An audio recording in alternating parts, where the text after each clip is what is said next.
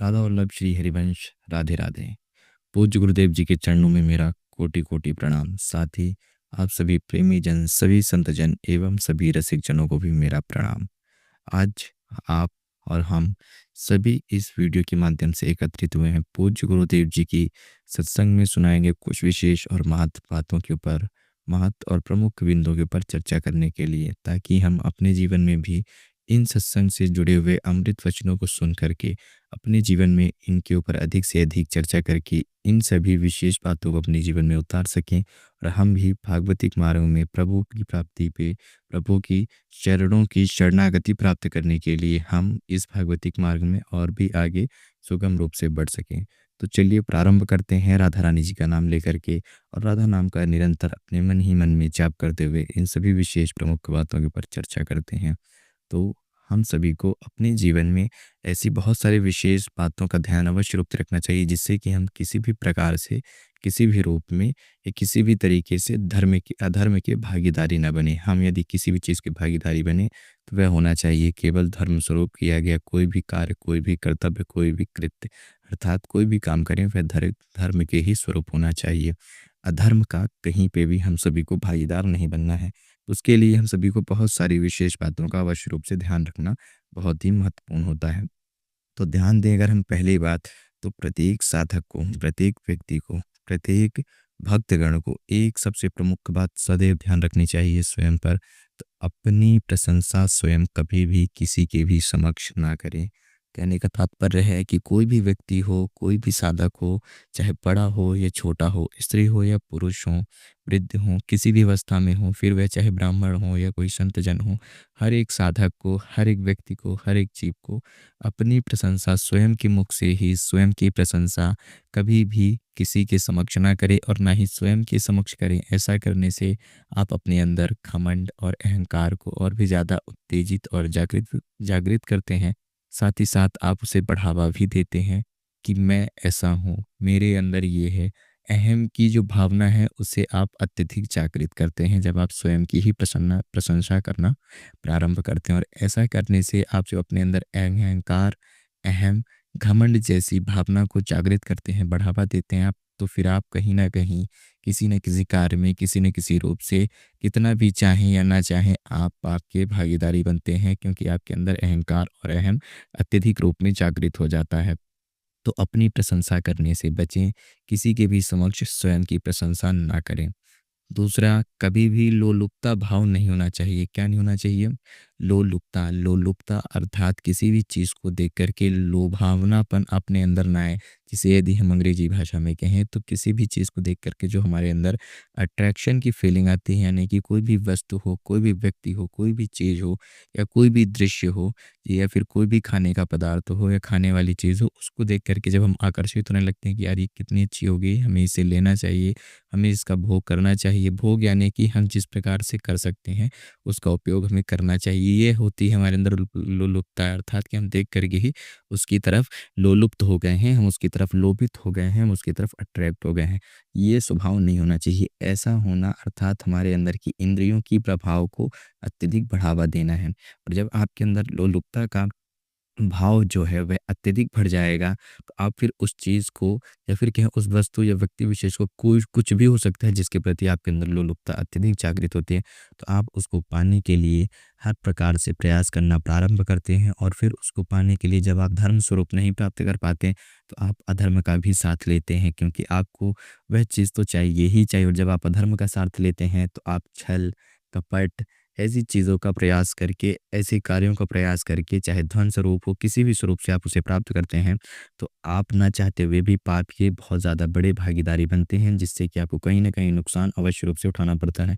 और ऐसा करना केवल नुकसान आपको ही नहीं होता है, ना ही आपकी हानि होती है, ना ही केवल आप भी, केवल ऐसा नहीं कि केवल आप पाप के भागीदारी होते हैं। इसका कहीं न कहीं भरपाई आपको आपकी छोटी पीढ़ी भी करती हैं। यानी कि जो आपके पति हैं या फिर पत्नी हैं, भाई-बहन हैं, बच्चे हैं, कहीं न कहीं उन्हें भी नुकसान होता है। यानी कि आप लोलुपता बस बहुत ज़्यादा धन अर्जित कर रहे हैं, धन एकत्रित कर रहे हैं कि हमारी आने वाली पीढ़ी को, हमारे घर परिवार को ज़्यादा समस्याएँ ना हो, ज़्यादा दिक्कत ना हो, और उसके लिए आप दूसरे लोगों को कष्ट में पहुँचा रहे हैं, छल-कपट का साथ लेकर के अत्यधिक धन अर्जित कर रहे हैं।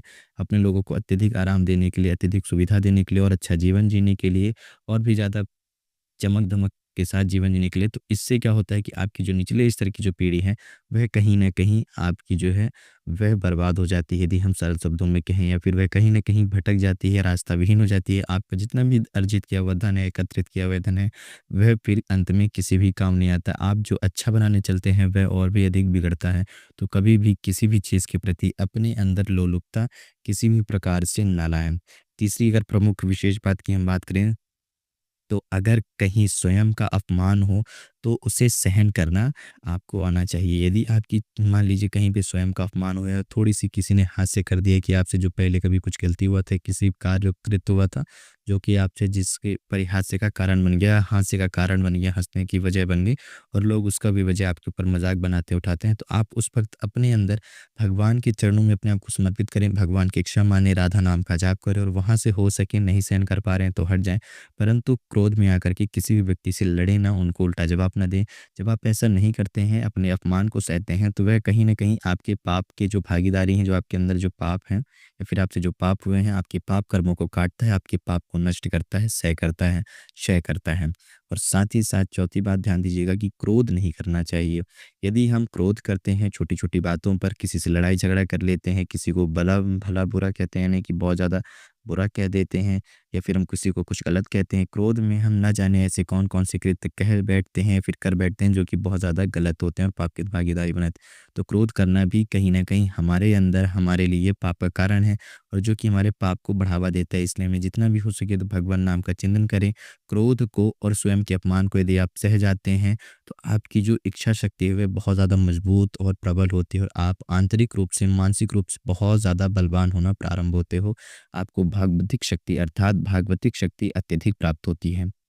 साथ ही साथ पाँचवीं बात करें, आश्रित जीव, यानी कि जो भी आपके शरणार्थी हों, या फिर जो भी आपसे आश्रित करें, यानी कि जो भी आपसे सहायता माँगे, का चाहे वह जीव-जंतु हों या कोई व्यक्ति विशेष हो, सदैव उनकी सहायता करें, सदैव उनका सेवा करें। सेवन करने का भाव रखें, यानी कि सेवन अर्थात ग्रहण करने वाला नहीं, सेवा करने वाला भाव रखें। जब भी आपके आश्रित कोई भी व्यक्ति हो, कोई भी जीव हो, कोई भी प्राणी हो, जब भी वह आपसे आश्रित हो और आपसे सहायता माँगे और आप उसकी सहायता करने के योग्य हैं, आप सहायता कर सकते हैं। और आप देखें कि वह जो हमसे सहायता माँग रहे हैं, वह धर्म स्वरूप है, वह कोई भी गलत सहायता हमसे नहीं माँग रहा है, तो हमें उस वैसे व्यक्ति की अवश्य रूप से सहायता करनी चाहिए।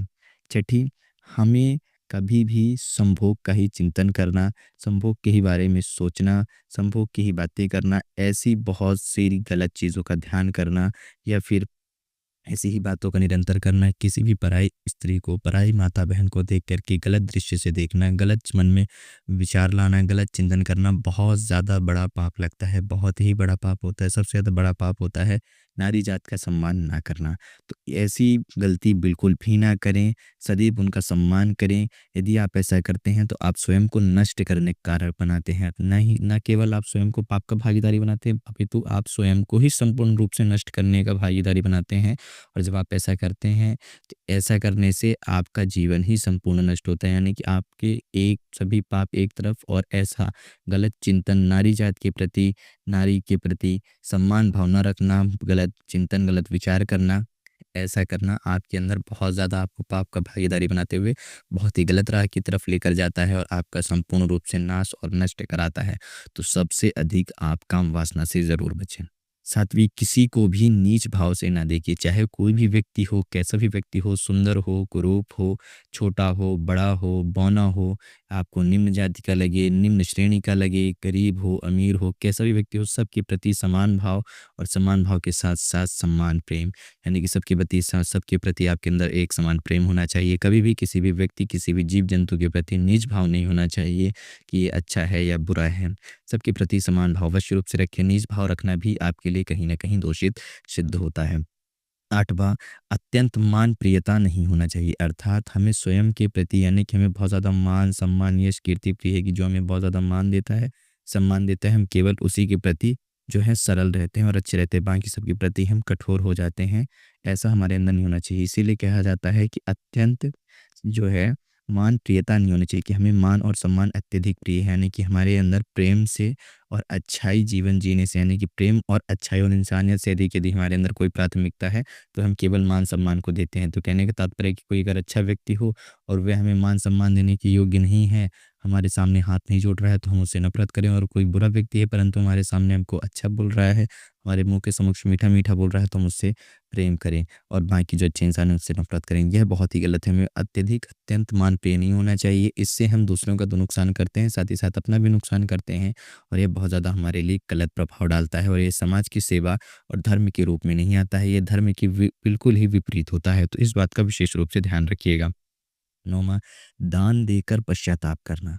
अर्थात हम किसी को कोई भी वे चीज़ है, कोई भी वस्तु है, कुछ भी है जो कि हम प्रेम भाव से दान देते हैं, फिर उसके बाद हम पश्चाताप करते हैं कि नहीं, अब इस व्यक्ति ने हमारे साथ गलत किया है तो हमको वो दान नहीं देना चाहिए था, हमें उसको ये नहीं देना चाहिए था। ये पछतावा भाव ना रखें। उस व्यक्ति ने आपके साथ अच्छा किया, बुरा किया, यह आप भगवान के ऊपर छोड़ें, भगवान की शरणागति लें, भगवान के ऊपर भरोसा रखें, और आप उसे स्वीकार करके आगे बढ़ें।